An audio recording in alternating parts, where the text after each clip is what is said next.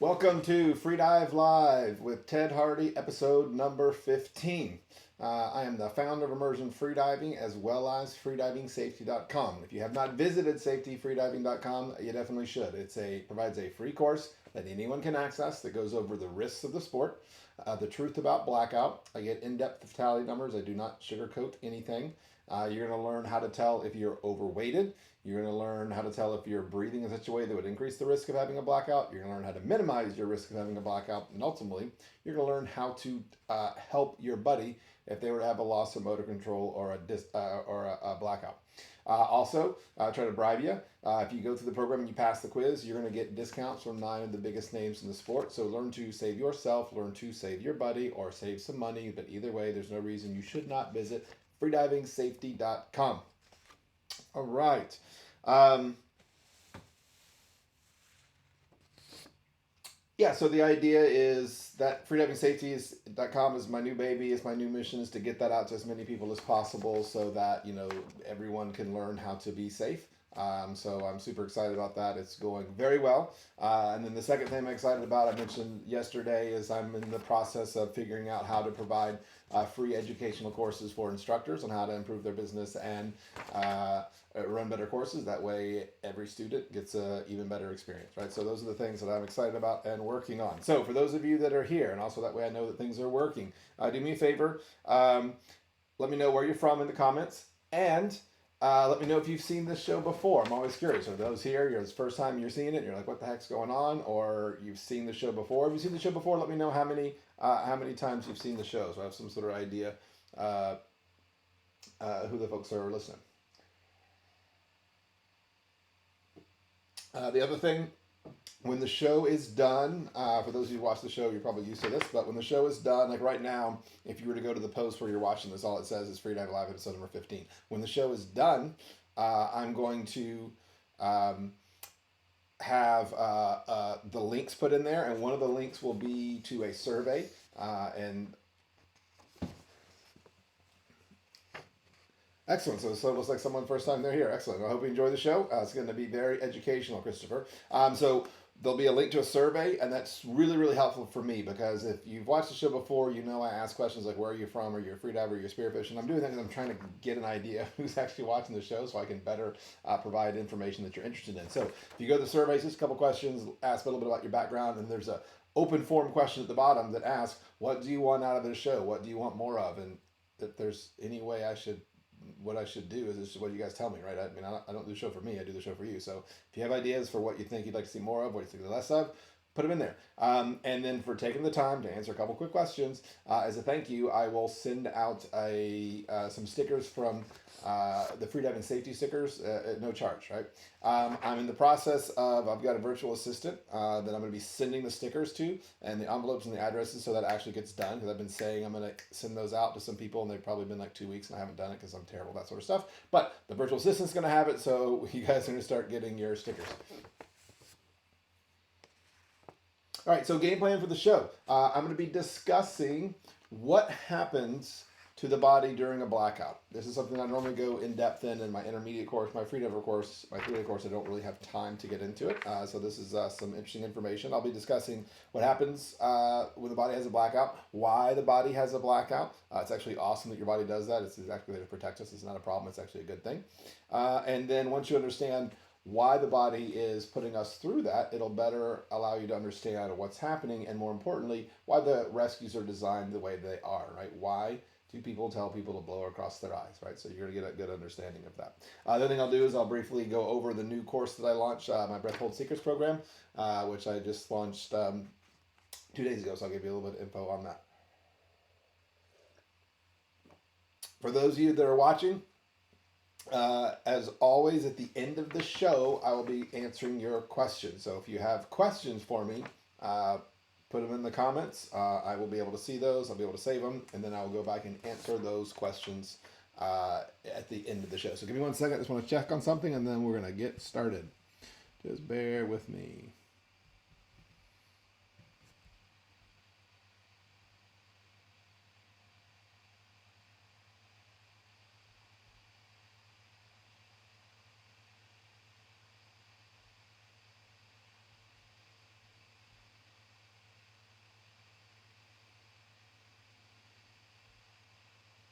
All right, here we go. Okay, what happens to the body during a blackout? So let's take a look at a couple things. So we're going to kind of picture, we're going to imagine that someone is in the pool, face down during static apnea, and he's going to hold his breath. And this guy's going to hold his breath for quite a long time. And so we're going to look at what's happening to this, fictitious person as he's going through that breath hold. And we're going to look at four main things. We're going to look at his heart rate, his breathing rate, his O2 level, and his CO2 level. Those four things as we march along through this breath hold, and we'll get an idea of what's happening as we move along the way. All right, so first thing we look at, his breathing rate. Right, so he took a breath, he's face down in the pool, and he's holding his breath for a long time. So what's his breathing rate? Nothing. It's flat, right? Duh, he's not breathing. There's no activity in the breathing rate, obviously. His heart rate. I say right when we start, his heart rate's probably going to be the same. If he's, what his heart rate's going to do is going to depend on how experienced he is as a freediver. A lot of people tend to have an elevated heart rate right when they start, especially when they're new.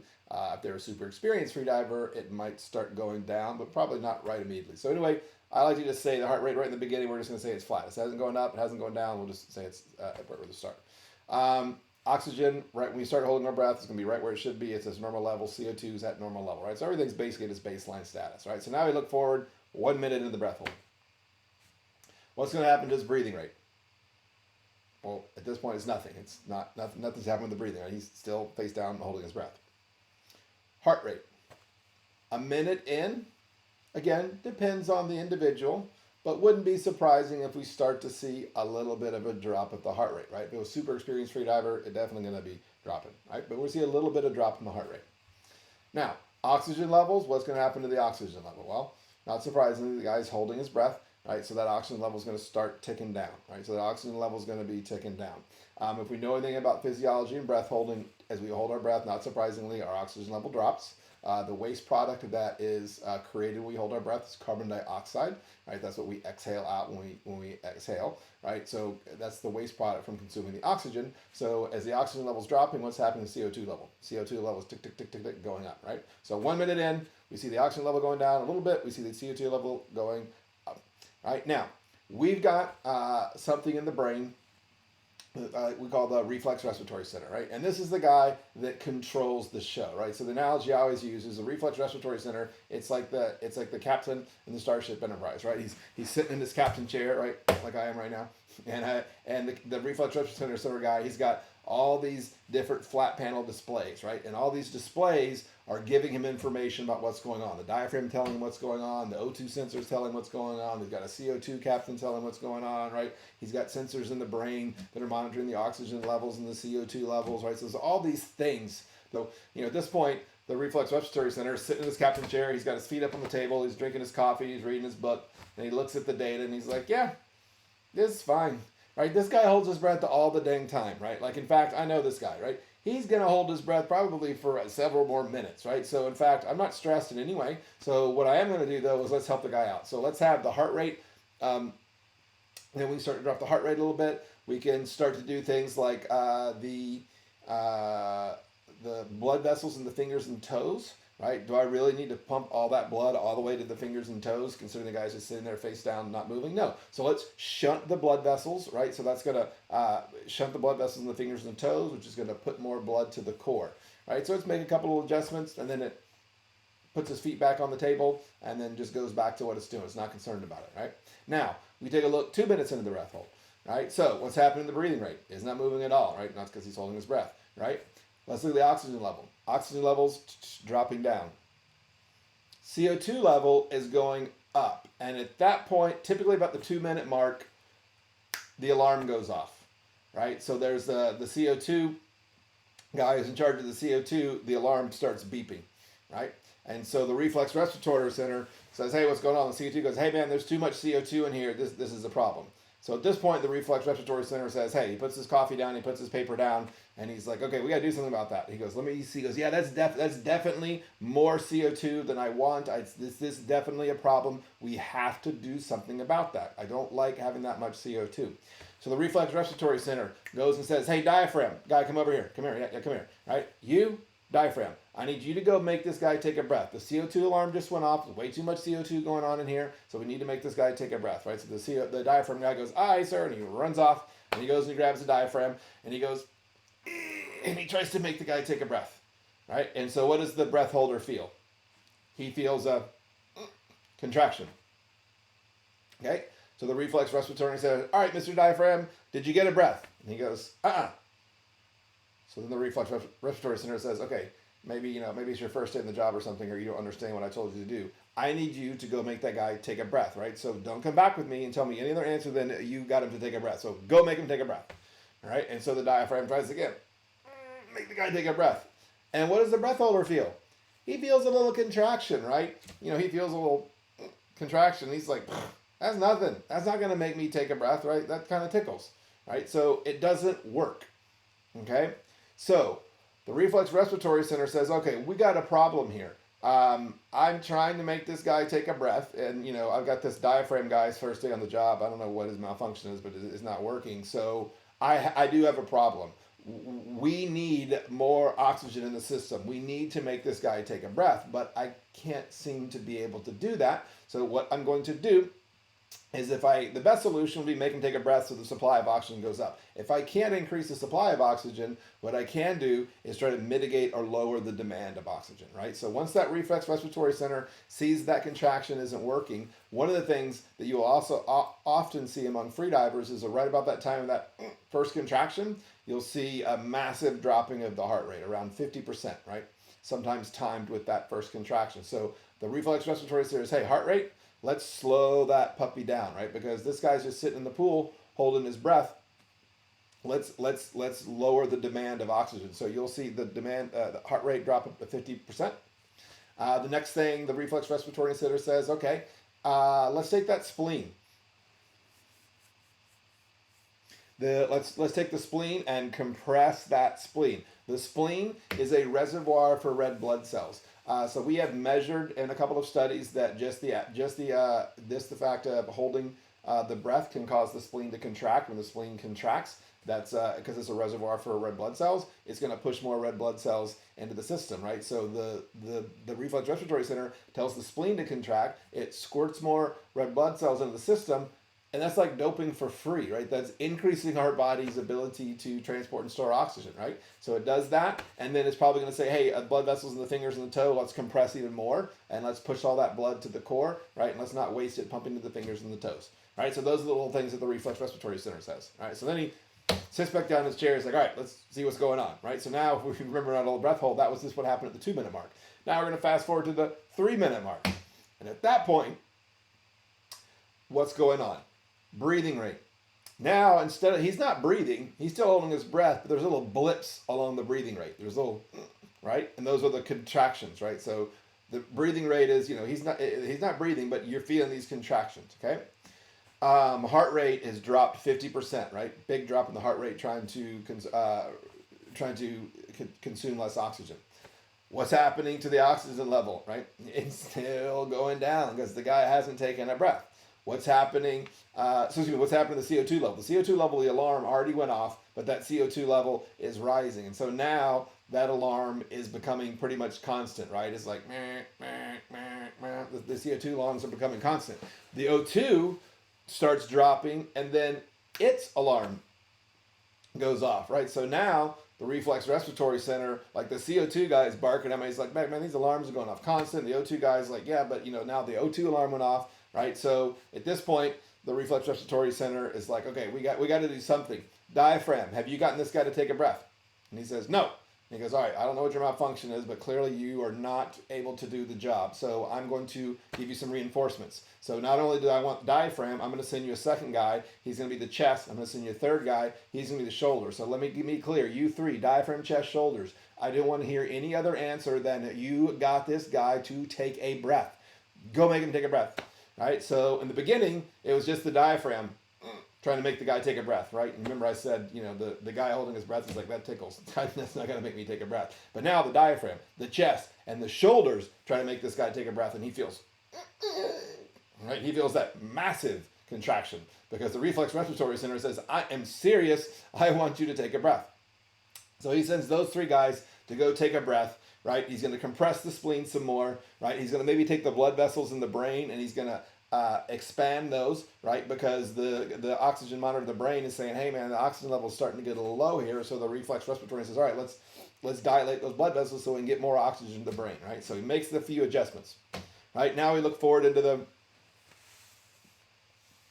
yeah, exactly. So now we look forward into the 4-minute mark, right? 4-minute mark comes on, right? The breathing rate, right? He's not breathing, but he's having pretty good contractions, like pretty constantly. The heart rate is still lowered.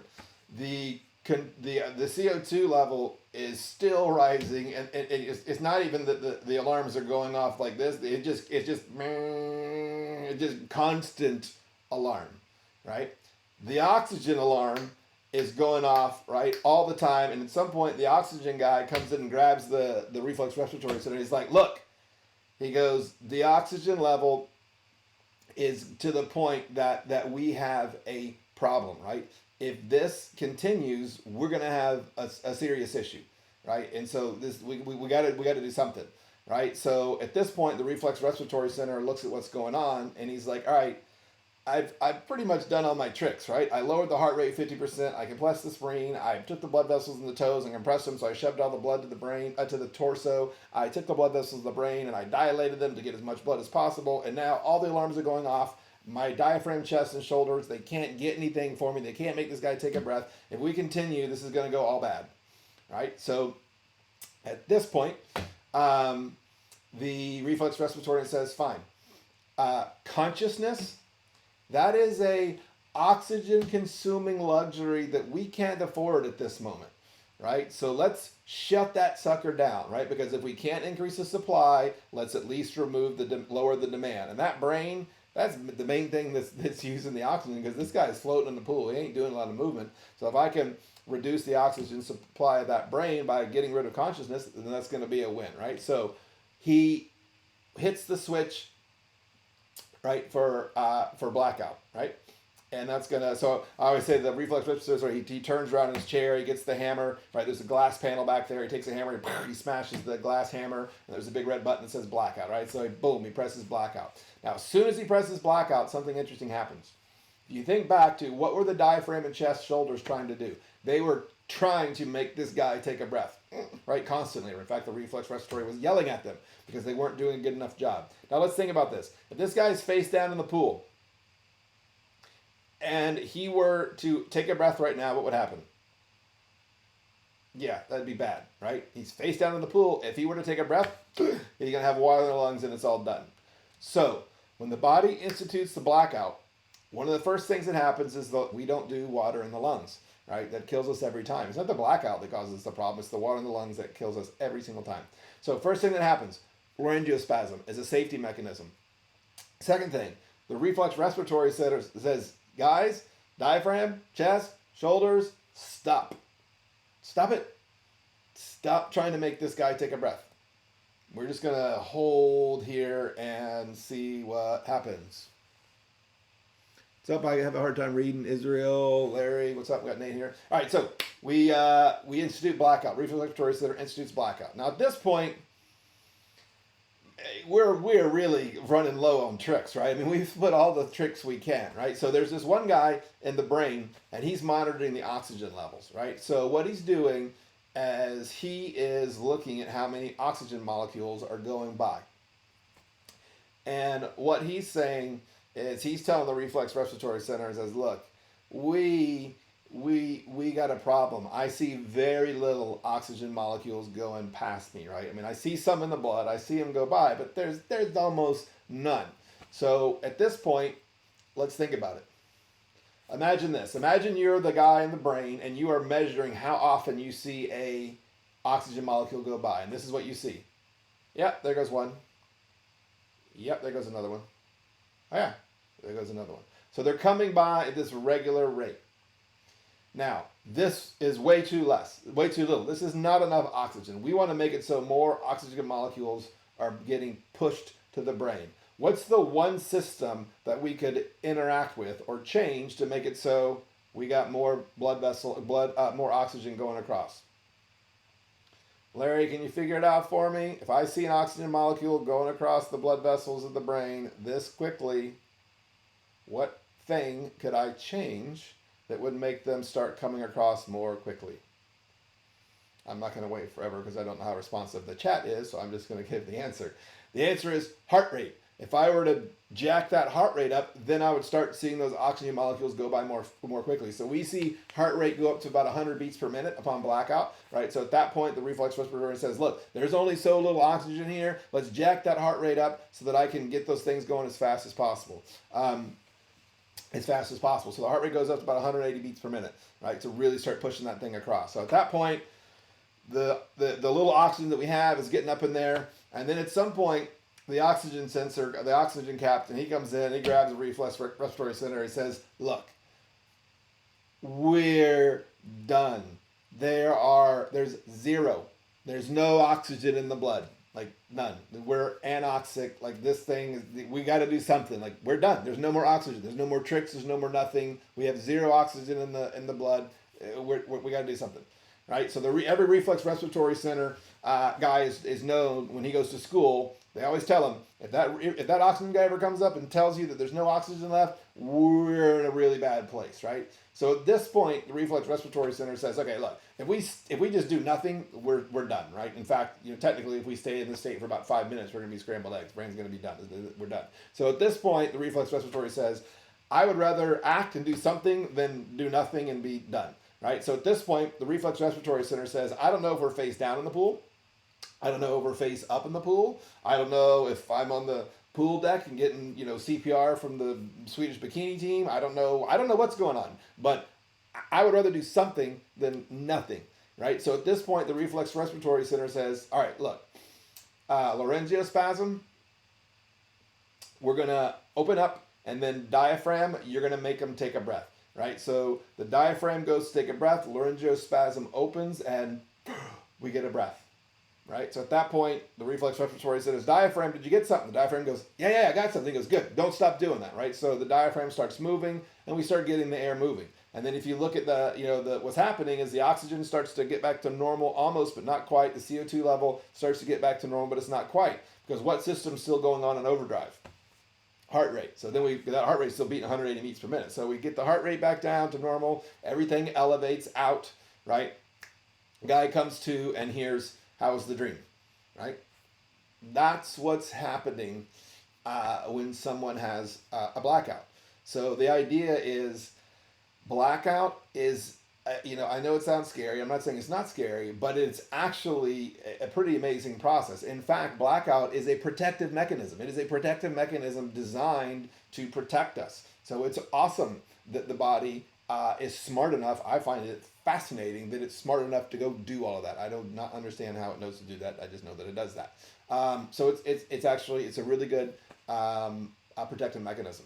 All right, so let's go over why the rescues work the way we are. And I'm going to have to step away for a minute because my battery on the computer is about to go out and the charger's in the other room. So I'm going to go take care of that. I'll be back 1 second.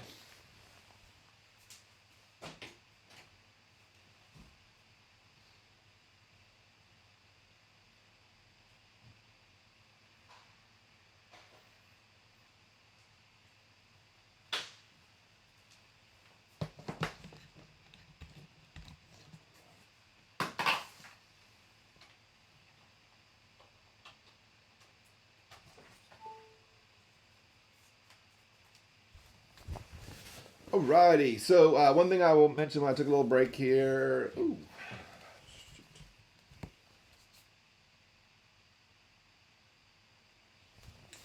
Is when I get finished with all of this stuff, if you guys have questions for me, I'll be answering those. So put those in the comments. So when I get done with the presentation, I'll go through and ask the questions. If you have questions, put them in there for me.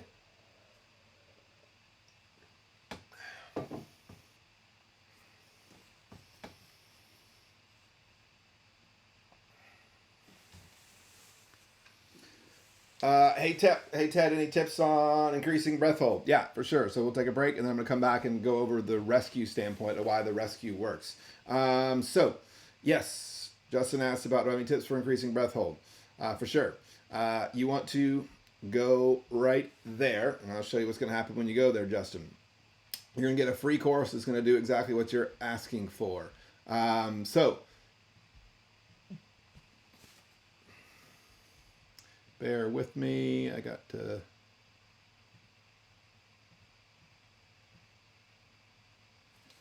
Shoot. Give me 1 second.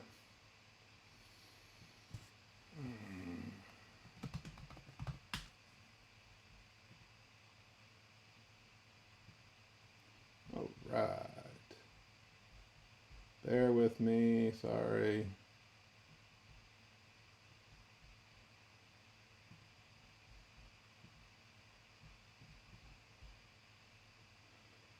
All right, so yeah, so the idea is you had asked about how to get how to increase your breath hold time, right? So go to the website that I was showing you earlier, and that's a free course, right? It's a free course on how to take a bigger breath. One of the quickest ways to increase your bottom time is take down more fuel. If you put 20-30% more fuel in your car, it's going to go 20-30% farther. If you put 20-30% more fuel in your lungs, you're going to learn to take a bigger breath, right? So go to that website that I mentioned. You will see that right there. All right, so that's the website I was talking about, onlinefreedivingcourses.com. Free course, how to take a bigger breath. All right, so let's get back to the idea of what happens during the rescue. So when you take a freediving class, one of the surprising things that you're going to learn is, most of them, to my knowledge, teach the technique. One of the techniques that was developed by Kurt Krack, the head of performance freediving. Kurt Krack, the head of performance freediving.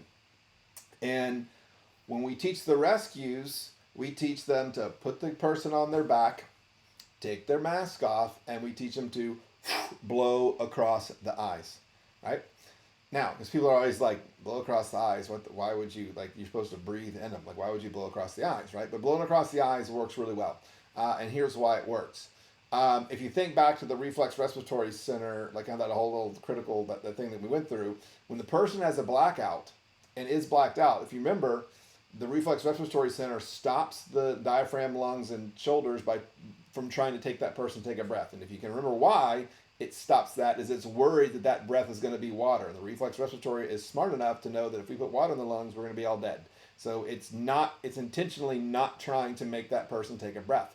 So when I come along, or some other smart person who's doing safety comes along, puts them on their back, takes the mask off, and blows across the eyes, that sends a direct signal to the reflex respiratory center that says, hey, we're in air, it's safe. And as soon as the respiratory center knows it's safe, we're in air, it's going to immediately say, diaphragm, take that breath, right? So what I found over my 10-year career in the sport, if anyone has a blackout, if you are close enough to grab, I personally have never seen it where I don't go like this, and then immediately take a breath. Right? Now, that's also because I'm right next to him, right? And if you're 30 feet away from him, and by the time you get to him, that first breath it might not work. That's not a problem in the rescue method. It's a problem in your setup, right? You're not where you're supposed to be, right? If you're close enough to grab, that one breath across the eye is for sure going to work. The interesting thing is, if you look at doctors and midwives, that when the baby's born, it's sometimes they don't breathe, and guess what the doctors are trained to do? Blow across the eyes, right? It makes the baby take a breath, right? So that's a pretty cool technique that Kurt came up with. I'm almost positive he was, from my understanding, he was the first person to start using that. I believe it had something to do with some training with Tanya Streeter. But now I believe most of the freediving agencies teach some sort of version of that. So that is what happens when someone has a blackout. And that is why we teach blowing across the eyes, right? So if you have any other questions in there, feel free to put those in there. So I'll show you. So Justin, so I showed you where you sign up there to get the free course on how to take a bigger breath. The other course that I launched 2 days ago is specifically even more so going to answer the question you asked for, Justin. I'll just show you what it looks like real here. And that is the course breath holding secrets. So I'll make sure you guys. The thing is, it's not what you do during the breath hold, it's what you do before the breath hold. So if you take a look at this program, there's me and Nate. That's Nate when the guy's watching. That's him doing a 7-minute breath hold. He's ridiculous. So this program, the Breath Hold Secrets bundle's got a bunch of cool courses. It's got the Breath Hold Secrets program in it. It's got the Freediving Safety program bundled in it. It's got an hour of TED Talks, right? So this show is called Freedive Live. I did an old version of that called TED Talks Freediving. I was told I need to change the name because it is extremely similar to another particular show. So I changed the name of it. So I had 20 episodes of that, and that's 20 hours of me running my mouth. And you're probably not interested in watching me run my mouth for 20 hours. So what I did is I hired a freediving instructor to go through all 20 hours and pull out the best hour, right? The most impactful, most educational. So included in the program is you get the TED Talks Freediving, the 1 hour greatest hits. You get an excellent educational video on the dive reflex. I made that video for Spearing Magazine, and you guys are going to get that. It goes over what the dive reflex is, how it works, how you can make it work for you. And then it's also got an interview with Ashley Futrell Chapman. She's a 3-time world record holder and a 14-time national record holder. And it's an interview that I did with her, right? So the idea is you get all that stuff. It's $39. And it's $39, right? And so if you go to the website that I was talking before, you can check that thing out. All right, so we got any questions? Make this thing go away. Cool.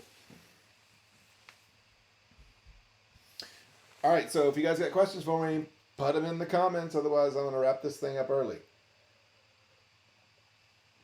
I am probably going to start to try to maybe do shorter shows, maybe 30, 45 minutes instead of an hour every night, but we'll see, kind of see how it goes.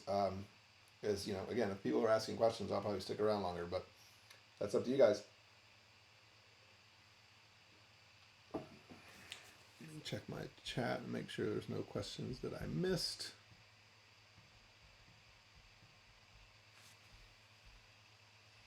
Got some folks from New Zealand, that's cool. Israel. The guy from New Zealand, hope you know about Noob Spearo. It's an awesome spearfishing podcast out of Australia. They're good friends of mine. They do an awesome podcast. All right, so I want to wrap this thing up unless I see some questions come across. Look, thanks for tuning in. I hope you enjoyed the show. I will be back tomorrow, again, 7 p.m. Eastern Standard Time. I have the announcement. I can't make it yet because they haven't made it yet, but I've got a big announcement for the show. I'm super excited to let you guys know what that is, but I can't do it until they do it. So maybe that'll be tomorrow. If you guys enjoyed the show, the single best thing you can do to support the show is share this, right? So if it's on Facebook, hit the share button, you know, whatever, Twitter, YouTube, let people know what the show. And if, for instance, on Facebook, while I'm ecstatic if you share it, what's even better is if you take the 15 seconds to put, you know, when you share it, it's just a video of me goes by talking, and they probably don't know who the heck I am, right? But if you take the time to be like, hey, if you guys are free diver, you should check out the show. He knows what he's talking about. It's great. Your friends know you, and they care what you think. They don't know me. So if you say something, take the time to put that in it. That's the single best thing you can do to help promote the show. I enjoy doing the show, but it does have a very small audience. It's very small, and so anything I can do to, or you guys can do to help grow that, it would be awesome. So I'm going to wrap this puppy up. I will see you guys on Wednesday, 7 p.m. I hope you enjoyed the show. I hope you learned something. If you haven't visited freedivingsafety.com, you definitely should. Like I always say, dive safe out there. It's not that hard, especially when there's a free resource like freedivingsafety.com. All right, see you guys.